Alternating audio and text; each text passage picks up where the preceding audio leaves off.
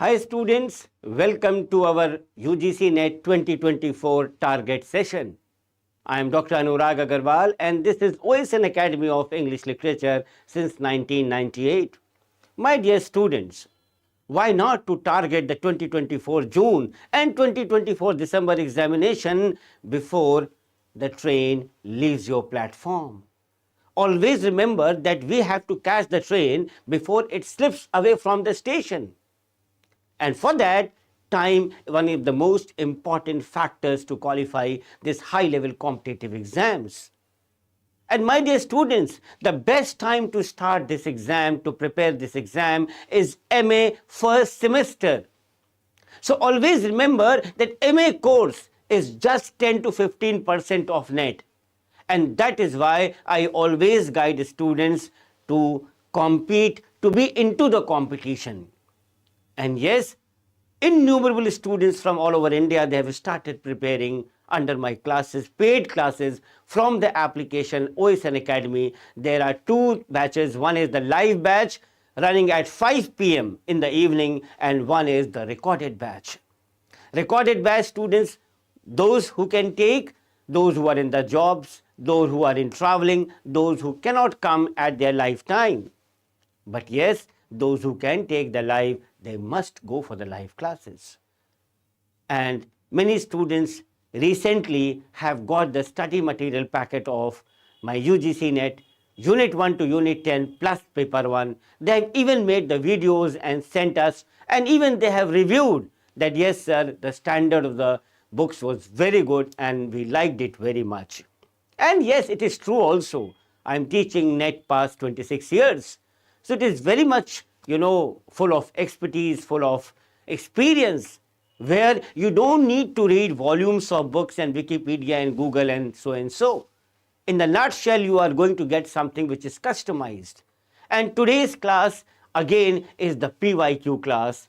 And the most important factor to take this PYQ class is not to just tell you the answers, question, answer, to relate it with the answer and tell you much more details about that question or the answer, so that you have a lot of knowledge in your mind for even the next examinations, where you can understand कि अरे ये question पढ़ाया था, इसमें sir ने ऐसे बताया था तो इसका आंसर ये होगा. So with that point in mind, I am taking these regular classes so that to make you understand कि जब भी हम नेट की प्रिपरेशन करते हैं तो बहुत deep rooted करते हैं.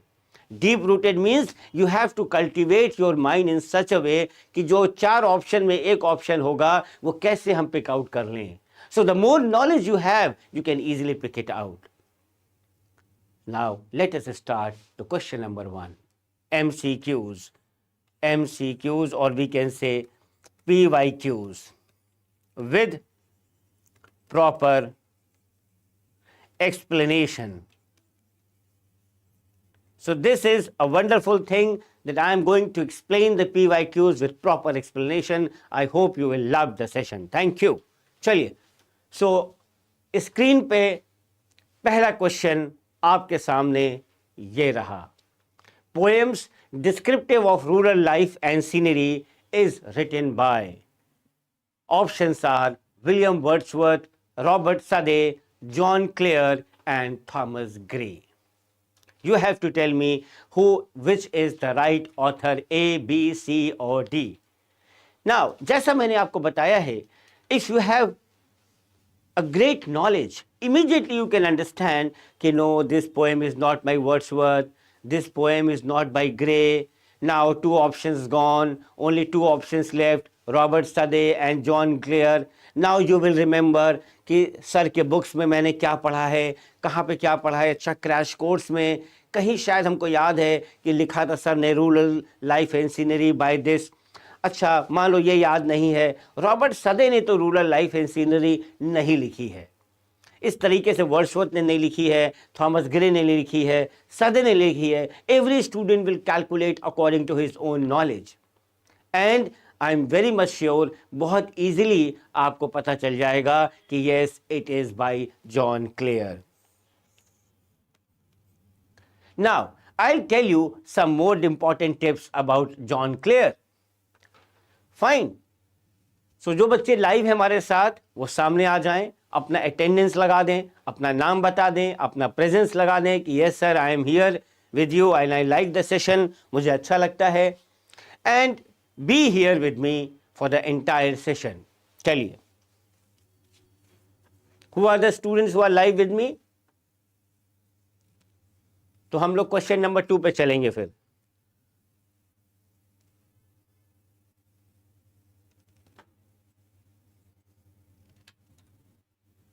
John clear.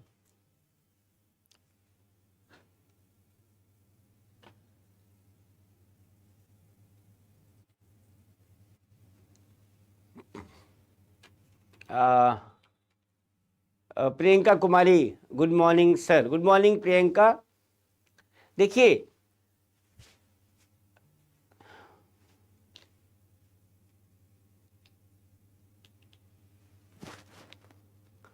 अगर हम जॉन क्लेयर की बात करें, जो कि मैंने आपको बताया this is the right answer, he was an English poet.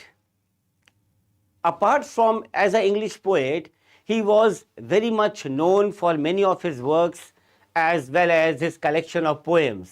उस collection of poems का नाम है The Rural Muse. The Rural Muse. This is a collection of poems by John Clare. And yes, he is known as one of the major 19th century poets. Fine. तो यहां पे देखिए, एक चीज मैंने आपको एडिशन डाल दी कि उसका एक कलेक्शन ऑफ पोएम्स है जिसका नाम है the rural muse. Correct. Now we will go to question number 2. Question number 2 है, देखिए, who among the following women writers, कौन से ये जो विमेन राइटर्स हैं जो नीचे दिए गए हैं, इनमें कौन से विमेन राइटर हैं who has been famously imagine the plight of Shakespeare sister. Famously imagined the plight of Shakespeare's sister. Meena Shiraz, good afternoon. Good afternoon Meena. जल्दी जल्दी बच्चों लाइव आ जाइए. तो क्वेश्चन नंबर 2 का आंसर क्या होगा? George Eliot, Virginia Woolf, Iris Murdoch या Frances Burney. Salman Ahmed. चलिए, welcome Salman here on this live session today. आप बहुत दिन बाद आए हैं. आपकी प्रिपरेशन कैसी चल रही है? आपने बैच भी ज्वाइन किया हुआ है, आपके पास क्रैश कोर्स भी है, आपके पास कंटेंट भी है. हमें उम्मीद है कि आप अच्छे से पढ़ रहे होंगे. सलमान ने आंसर दिया है वर्जीनिया वुल्फ. और बच्चे जवाब दें इसका. प्रियंका कुमारी ने भी जवाब दिया है option B, Virginia Shakespeare sister. एक बार और बच्चे जवाब दे दें.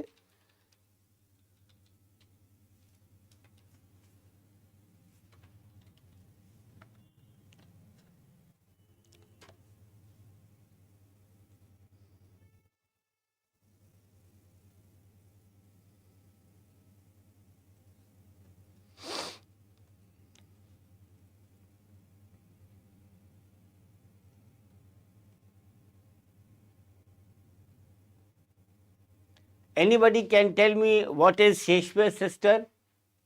Shakespeare sister है क्या? बेसिकली शेक्सपियर सिस्टर एक फिक्शनल कैरेक्टर है, एक काल्पनिक कैरेक्टर है which actually serves as an illustration of the difficulties. एक इलस्ट्रेशन के रूप में हमें दिखाया जाता है कि औरतें जो विमेन हैं उनको क्या क्या डिफिकल्टीज फेस होती है इन द थिएटर इंडस्ट्री, जो वो फेस करती हैं. And she becomes pregnant by a theater manager and tragically takes her whole life. अपनी जिंदगी ले बैठती है. Fine, that is Shakespeare's sister. So, who among the women writers? That is Virginia Woolf. The right answer is B. Priyanka ने और सलमान ने इसका right answer B दिया है and yes, that is true. Fine. चलिए क्वेश्चन नंबर 3 चलते हैं. Who among the following writers does not belong to the group of university wits? ये कौन से ऐसे राइटर हैं जो यूनिवर्सिटी विट्स ग्रुप में नहीं बिलोंग करते? John lily, Thomas Nash, George Peele and Thomas कीड। थोड़ा सा यहाँ पे ये ट्रिकी क्वेश्चन है। कई बार बच्चों को लगता है कि अरे ये चारों यूनिवर्सिटी विट्स हैं तो इसमें कैसे लगाएं, बट यहाँ पे एक प्ले है, एक छोटा सा ट्रिक है, छोटी सी एक नॉलेज है, जिसके वजह से जो बच्चों को पता होता है वो तुरंत बता देंगे कि हाँ इसमें से यूनिवर्सिटी विट कौन है कौन नहीं है। देखिए लिखा है ना नॉट, कौन ये बिलोंग नहीं करता है। बहुत ही अच्छा क्वेश्चन है और इसको घुमा घुमा के अक्सर लोग पूछा करते हैं। रामानंद सिंह ने कहा है थॉमस कीड, that is the D option. तो थोड़ा सा यूनिवर्सिटी विट्स के बारे में जान लेते हैं। प्रियंका ने भी कहा है डी। लेकिन जो बच्चे नए हैं जिनको नहीं पता है यूनिवर्सिटी विट्स के बारे में, उनको हम बताना चाहेंगे कि यूनिवर्सिटी विट्स बेसिकली एक फ्रेज है जो कि late 16th century English dramatist का एक ग्रुप समूह था, उनको कहा गया। And even they were pamphleteers who were educated at the universities. University of Oxford में इनकी पढ़ाई हुई है और उनका नाम है, इसमें क्रिस्टोफर मार्लो का नाम नहीं है जबकि वो भी हैं, रॉबर्ट ग्रीन हैं और थॉमस नैश हैं। They are all graduates of Cambridge. इसमें थॉमस लॉज भी हैं और क्या कहते हैं पील भी हैं, ये भी ऑक्सफोर्ड के थे। लेकिन यहाँ पे इन्होंने थॉमस कीड क्यों बोला? क्योंकि थॉमस कीड यद्यपि he was a great scholar, but the only thing is that he was not from the university of Oxford. So that is why इसको केवल हम यूनिवर्सिटी ग्रुप्स में नहीं कहते हैं, अदरवाइज और कोई रीज़न नहीं है। एंड यद्यपि कि जो यूनिवर्सिटी विट्स थे उनका जो एजुकेशन था, उनका जो लिखने का तरीका था वो बहुत ही इमेजिनेटिव था। सो ये जो यूनिवर्सिटी विट्स थे they actually reformed the language used in drama and tried to demonstrate a preference for tragedy. They always preferred tragedy over comedy, and which was considered a lower form of dramatic art. So ये इनकी खासियत थी। Question number 4. Which among the following plays by Christopher Marlowe has epic features?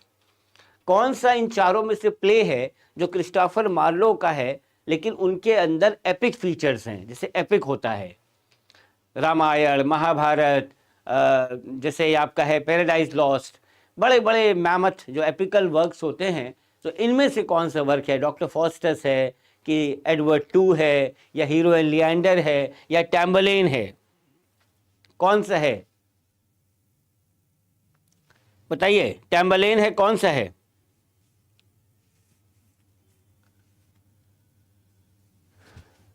और हम सभी को पता है कि जो क्रिस्टोफर मार्लो था, he was the first English dramatist who has revealed the full potential of blank words poetry, one who has actually made a lot of advancement in the genre of English tragedy through his examinations, because he was a keen observer of the Renaissance morality, and he was a writer who wrote during the Elizabethan period, and that Elizabethan period was a period of a time of change, a time of uncertainty.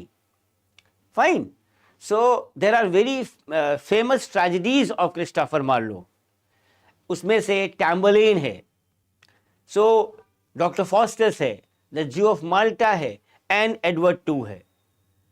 आपको मैं date बता दूं, टैम्बरलेन है 1587 का, क्योंकि chronology पूछी जाती है। डॉक्टर फॉस्टस है 1588 का।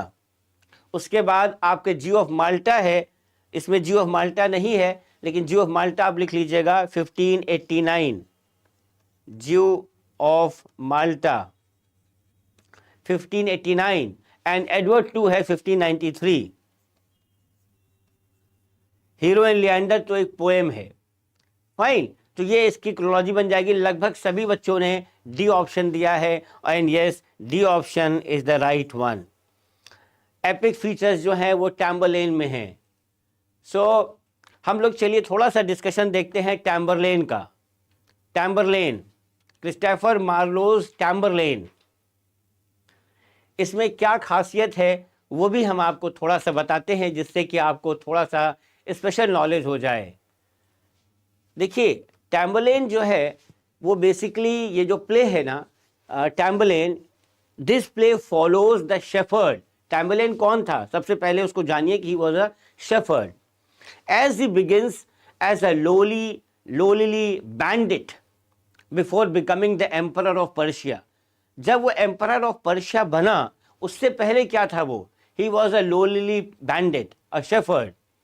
और वहां से उसकी जर्नी शुरू होती है।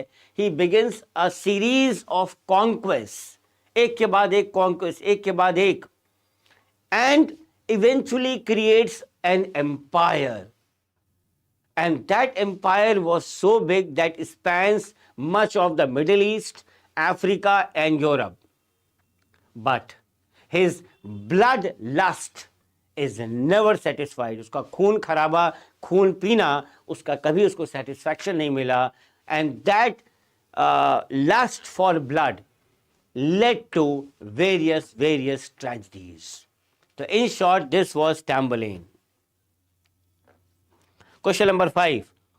Who among the following is not a practitioner of Jacobean tragedy?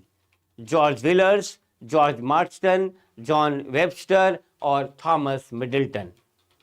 कौन इसमें से जैकोबियन ट्रेजेडी का प्रैक्टिशनर नहीं है?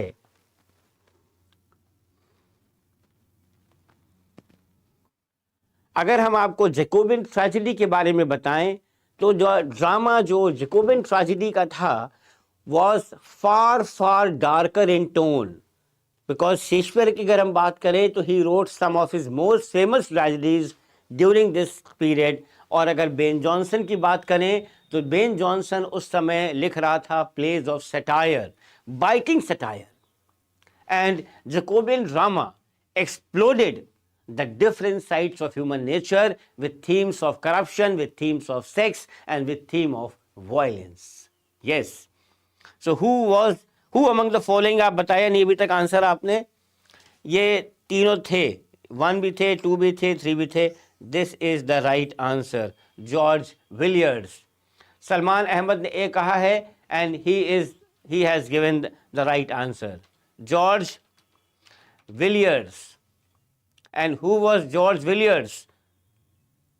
He was actually the first Duke of Buckingham. He was the first Duke of Buckingham. He was an English courtier. He was a statesman and he was the patron of the arts. बहुत ज़्यादा इसके बारे में ज़रूरत नहीं है, but yes, George Villiers की बात करें, so he had exercised a great influence। इसका बहुत इन्फ्लुएंस था जेम्स वन के ऊपर भी और जेम्स वन का जो बेटा था चार्ल्स वन के ऊपर भी। दो he was generally regarded with suspicion, इसको हमेशा हम लोग सस्पिशन की निगाह से देखते थे और कोर्ट इसको बहुत लाइक भी नहीं करता था। And he was murdered by John Felton, इसका मर्डर हो गया था जॉन फेल्टन के द्वारा। And who was John Felton? He was a discharged officer of the Navy in 1628। एक नेवी ऑफिसर था जिसको हटा दिया गया था नौकरी से 1628 में, उसने इसका मर्डर कर दिया। फाइन।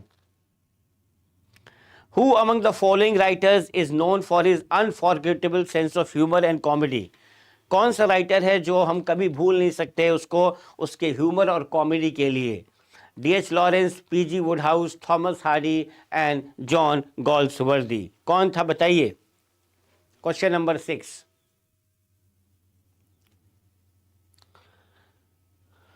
कौन राइटर था?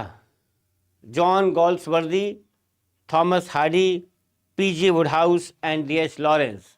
जल्दी बताइए आप बच्चों।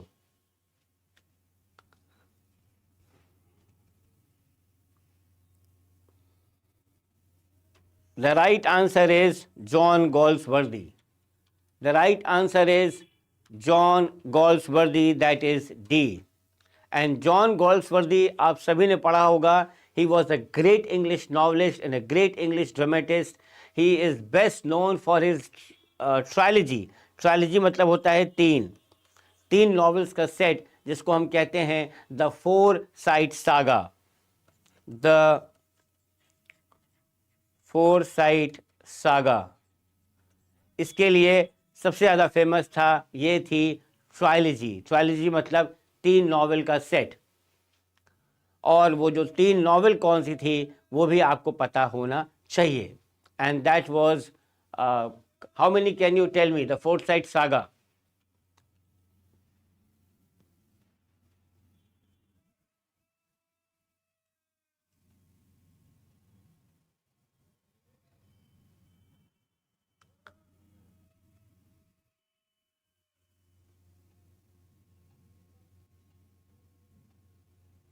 जिसमें नॉवेल्स थी, आपको याद होगा, the man of property, silver box, और बहुत सारी नॉवेल्स थी जो अक्सर एग्ज़ाम में पूछी भी जाती हैं.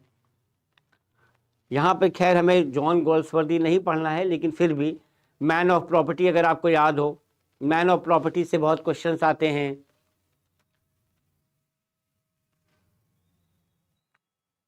Any answer? Question number 7. It was a bright cold day in April and the clocks were striking 13 is the opening sentence of Ulysses, Nostromo, Chrome Yellow and 1984. This has been a very famous line which has been asked times and again in various examination, and very simple also. So it was a bright cold day. ये किसका opening sentence है? ये है 1984 का, question number 7 का D. Now question number 8. Who amongst the following is not Jewish American novelist? J.D. Salinger, Henry Green, William Faulkner and Philip Roth. Not Jewish American novelist. Yes, 8B. Henry Green. In the summer of 1912, The Spectator, Pleasures of Imagination is written by Joseph Addison. And the last question is, who amongst the following does not belong to the great tradition enunciated by F.R. Lewis? Joseph Conrad, James Joyce, Jane Austen and George Eliot. It is James Joyce, बच्चों. So these are the 10 questions where in-depth study was done, and I am very much sure that you must have liked. इसी तरीके के हम sessions अक्सर आपके साथ लेते रहेंगे, और क्रैश कोर्स है, स्टडी मटेरियल है, टेस्ट सीरीज़ है, आपको अच्छे से पढ़ते रहना है. आपको बस एक बार OSN एकेडमी का ऐप डाउनलोड करके अपने मोबाइल पे रख लेना है, और बहुत सारे बैचेस हैं. हम चाहेंगे कि बच्चों को एक बार आखिरी में उन बैचेस की फ़ोटो दिखा दें, जिससे कि हो सकता है कोई बच्चा गुजरात का हो, कोई छत्तीसगढ़ का हो, कोई केरला का हो, कोई उत्तराखंड सेट का हो, महाराष्ट्र सेट का हो. बहुत सारे बैचेस हैं, बहुत सारे एग्ज़ाम्स हैं, बाइलिंगुअल है, प्योर इंग्लिश है, कंटेंट है. They can be very helpful for all of you. Crash course है, स्पेशल बुक है. So all these things are indispensable for all of you who are really into making of their career.